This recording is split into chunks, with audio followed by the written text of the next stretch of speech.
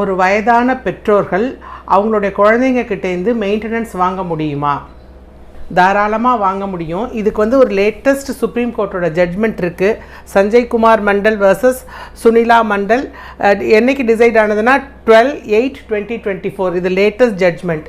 இதில் அந்த ஜட்ஜ்மெண்ட்டில் என்ன சொல்கிறாங்க அப்படின்னு சொன்னால், அந்த குழந்தைங்களோட ஸ்டாச்சுட்டரி அண்ட் மாரல் ஆப்ளிகேஷன், அதாவது அவங்களுக்கு கண்டிப்பாக வயதான பெற்றோர்கள் அவங்கள தன்னைத்தானே பாதுகாத்து கொள்ள முடியாத வயதான இல்லை அவங்களுக்கு ஏதாவது ஒரு வியாதி இருந்ததுன்னா அந்த பெற்றோர்கள் கண்டிப்பாக அவங்களுடைய குழந்தைங்க கிட்டேருந்து மெயின்டெனன்ஸ் வாங்கலாம்.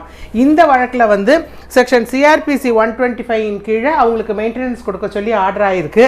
அது இல்லாமல் Section 4 of the Maintenance and Welfare of Parents and Senior Citizen Act 2007, இது Central Act 56 of 2007.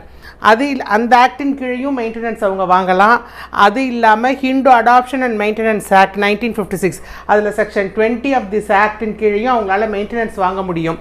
என்ன சொல்கிறாங்க அப்படின்னு சொன்னால், ஜென்ரலாக இப்போ அந்த கூட்டு குடும்பங்கள்லாம் செயலிழந்து போச்சு இல்லையா, எல்லாமே நியூக்ளியர் தனி குடும்பமாக போனதுனால பேரண்ட்ஸுக்கு மெயின்டெனன்ஸ் அவங்க யாருமே பார்க்குறதில்ல.